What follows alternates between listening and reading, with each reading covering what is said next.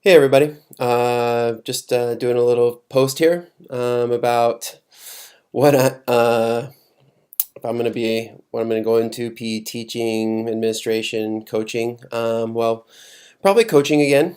Um, and so the five things that led to stress or anxiety in coaching, I would go with administration, dealing with your SWAD or whatever administrator is in charge of your program, and then usually having to deal with the AD and bigger issues can be stressful on a daily basis.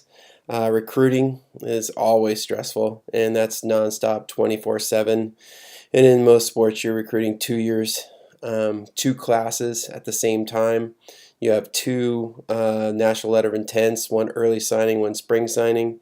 You can text. I mean, you've got hundreds of kids that you're communicating with on a regular basis.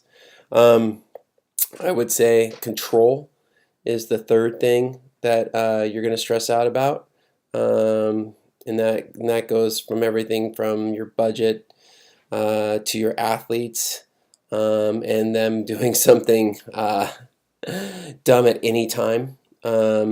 Page one of the 750-page NC2A manual says that coaches are responsible for everything that happens in their program. So anything one of your athletes does, anything one of your assistant coaches does, pretty much you're on the hook for anything anyone does at any time during the year. Yeah, it's a little stressful. Number four, toll on your family.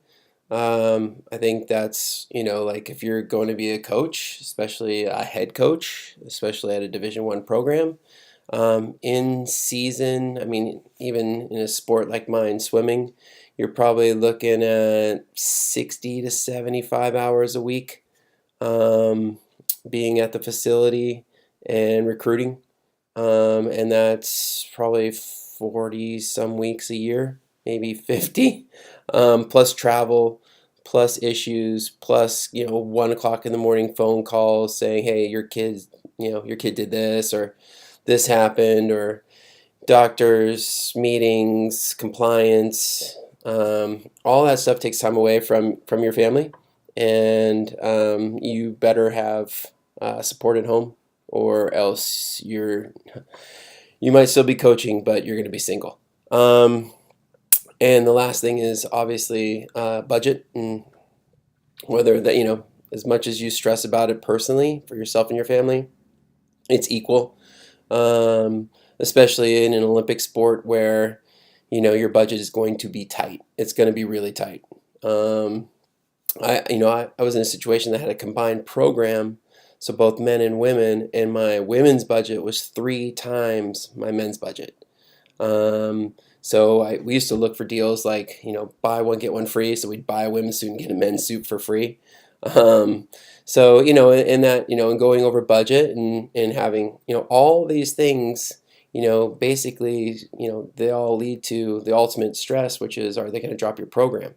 So, those are the main five things, and the ways to combat those are, communicating with the people in charge, working out, doing something physical. And if that's a hobby, then if you like to surf or mountain bike, just getting away and doing something, and having that outlet, I think really helps with stress. And number one, for all of you people out there who want to coach for a long time, vacation.